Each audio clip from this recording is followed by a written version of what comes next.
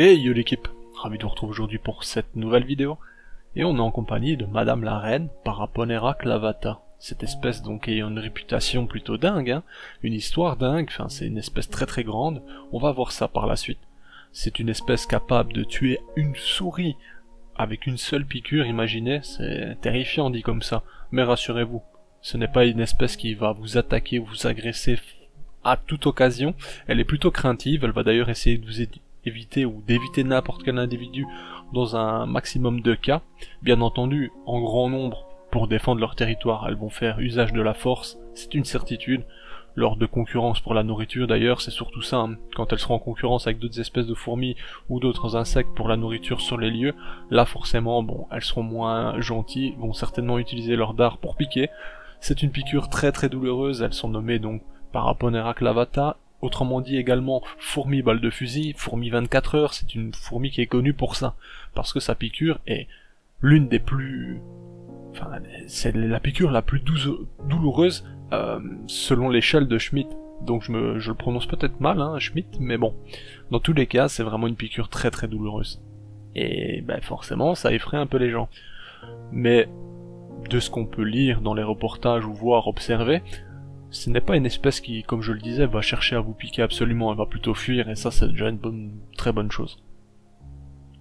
Alors vous voyez que les ouvrières et la gine est de très grande taille, on est sur une reine qui peut atteindre jusqu'à 3 cm, ça varie, bon ben c'est comme partout, hein. La taille varie forcément, les ouvrières c'est pareil, 2 cm et demi pour les plus grandes, bon ben forcément des fois on peut en trouver qui font 2 cm,6 cm. Ça je vous apprends rien, vous le savez, ça peut grandir plus, être plus petit, peu importe. C'est déjà extrêmement impressionnant.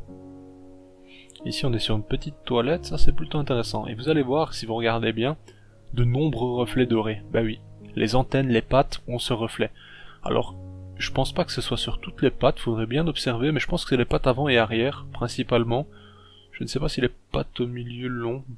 Je vous avoue que je ne saurais dire, mais en tout cas, vous voyez très fortement, je veux dire, les antennes des ouvrières et les pattes avant, avec justement la lumière de mon téléphone pour le coup, hein, que j'étais en train de filmer tout simplement. Ce reflet est créé par cela, cette lumière assez forte et de teinte blanche, hein, d'ailleurs, ce n'est pas une lumière jaune, donc voilà.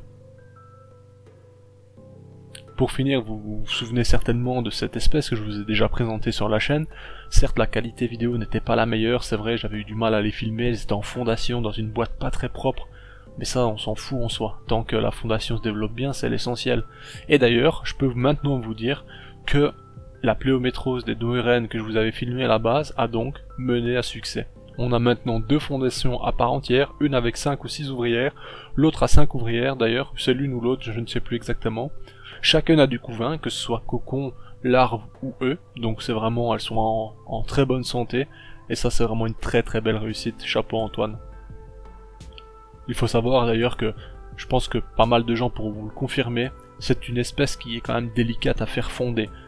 Bien sûr, fonder une gine seule c'est quasi impossible, la pléométrose c'est une obligation, mais il faut savoir que cette espèce est coûteuse, donc quand vous en possédez déjà, sans certitude que vous réussissiez à faire la fondation, c'est compliqué, mais bref, franchement si vous avez le courage d'essayer, chapeau. Vous avez remarqué sur une des photos, hein, précédemment, enfin une courte séquence vidéo plutôt, qu'il y a des acariens à l'intérieur de celle-ci, mais rassurez-vous, hein, ce sont du taurus à nouveau. D'ailleurs, une vidéo va arriver à propos du taurus. Je vais vous montrer une façon potentielle, hein, qui n'est pas garantie 200% de réussite, mais qui permettra potentiellement de vous de nettoyer, je vais dire, votre colonie, ou tout simplement de déparasiter vos propres fourmis, si vous avez malheureusement des acariens suceurs, hein. Et ça justement c'est l'issue d'une prochaine vidéo, je pense que ça pourra aider plein de gens, ça pourra informer plein de gens également, parce que certains ne savent pas comment déparasiter une colonie, excepté les traditionnels citrons, vinaigres, etc. qui sincèrement ne fonctionnent pas vraiment je pense. Généralement c'est approximatif, ça ne marche pas trop. Dans les bacs que vous voyez donc ce sont des petites ADC en acrylique, hein, donc c'est très simple, ça permet de garder une certaine humidité, bien qu'il ne faille il ne faut pas trop avoir d'humidité dans le nid, il faut vraiment un juste milieu, un juste équilibre qui permettra le bon développement. Mais d'ailleurs ces bacs là, vous voyez qu'il y a clairement la vie à l'intérieur. Donc au-delà des fourmis, on a des colamboles, on a donc du taurus, et franchement ça permet que tout ça reste en bonne forme, que les détritus soient consommés, qu'il n'y ait pas de parasites, enfin franchement c'est top du top. Si vous découvrez l'espèce, en tout cas j'espère vous avoir fait découvrir une espèce incroyable, c'est une espèce carrément folle, hein.